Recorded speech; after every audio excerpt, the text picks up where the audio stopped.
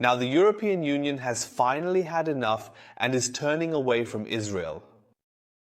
The European Union indeed wants to impose tough sanctions against Israel during its Gaza policy. And there is indeed even talk of the confiscation of Israeli assets and this despite the fact that Israel is, according to Chancellor Scholz, Germany's best friend. So now things are really heating up. Let's take a look at this explosive development. Here we go. The news from yesterday regarding Israel was indeed really a very big shock, as it seems that Israel is now in extremely serious trouble. And the European Union is currently discussing very tough sanctions against the country.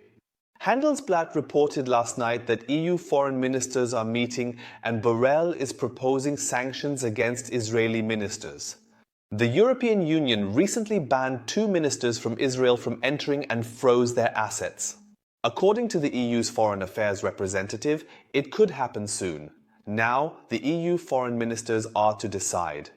And when I read that, I was absolutely incredibly surprised, because we all know that Israel is undoubtedly indeed the very best friend of the German government. And even Chancellor Scholz emphasized once again that the security of Israel is a German national interest.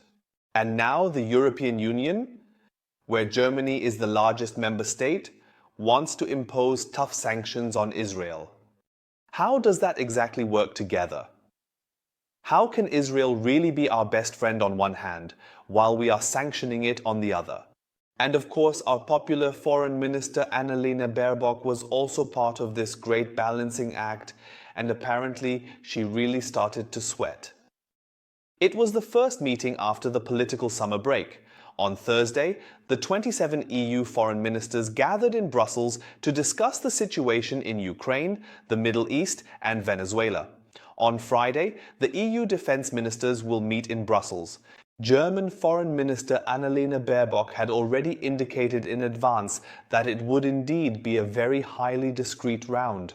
Since this is an informal meeting, we have the opportunity to exchange views confidentially, said the foreign minister before the meeting. There were no official decisions made at the end of the day. And that is always really great. Ms. Baerbock is talking here about an informal meeting and a confidential and discreet gathering. Well, I don't know how you all feel, but for me, a closed meeting means that everyone keeps their mouth shut and absolutely nothing leaks out. But apparently Baerbock really, indeed, truly, certainly, definitely, undoubtedly lacks any sense of people. And their assessment of the confidentiality round was a complete failure because apparently someone, or perhaps several people, have spilled the beans. And the sensitive issue of the Israel sanctions had already arrived before the meeting. The public. Or maybe Ms. Baerbock just talked too much herself. But be that as it may, let's take a look at the details of this meeting. The EU foreign minister had proposed to impose additional sanctions against 2 Israeli government members.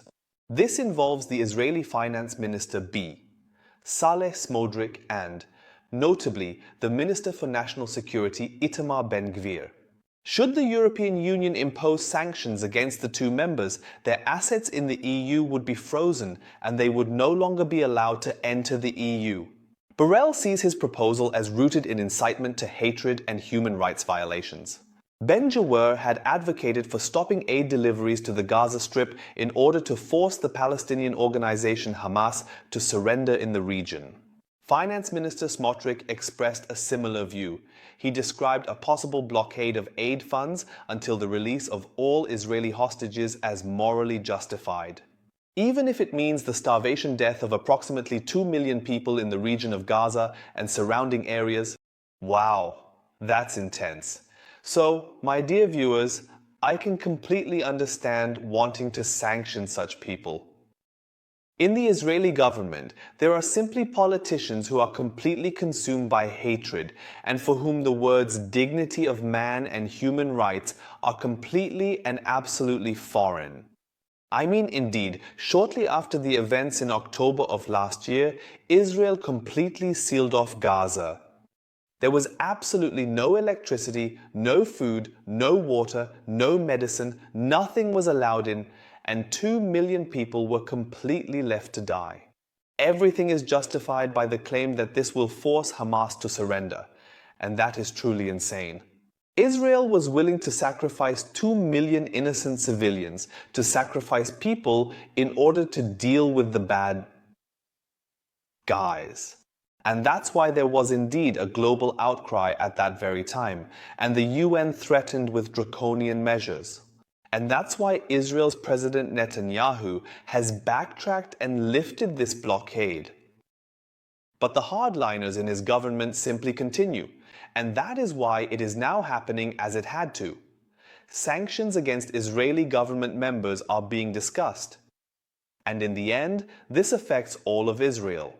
Because President Netanyahu has an extremely unstable government made up of many parties, he is extremely dependent on each individual politician.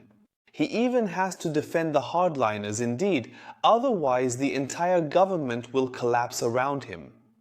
But no matter how this all turns out, the pressure on Israel is growing ever larger.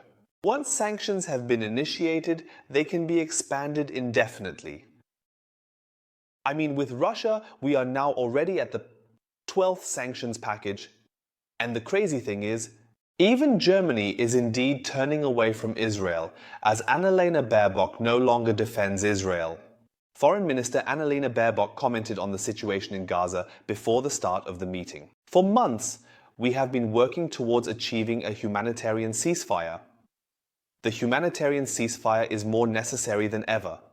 Baerbock did not rule out agreeing to the sanctions. The minister stated that it must be examined whether the legal requirements for a sanction are in place. Following the meeting, Borrell stated that he had presented the proposal to the ministers and now it is up to them to decide. It seems that Israel is losing more and more supporters due to its more hardcore policies. And this whole situation could end in a catastrophe for Israel, because Israel is geographically surrounded by hostile Arab states, and now it is gradually losing more and more support in the West. Additionally, Israel's economy is suffering severely and significantly to a very large extent, as the ongoing state of war is severely draining Israel's financial resources. Der Spiegel reported 2 weeks ago that the rating agency Fitch has downgraded Israel's creditworthiness. Israel's creditworthiness is eroding due to the Gaza war. According to the rating agency Fitch, the public finances are strained. It downgrades the country's creditworthiness by 1 level. And once a country's creditworthiness is downgraded, the urgently needed loans for the war become more expensive, thereby increasing expenses even further. And this is in addition to the already extremely strained public finances of Israel. Furthermore, and additionally, and if sanctions are added now, then good night. So you see, Iran doesn't even need to attack Israel at all, really. He can simply just play for time, and then Israel will increasingly more isolate itself internationally and bleed financially. What do you think about this explosive development?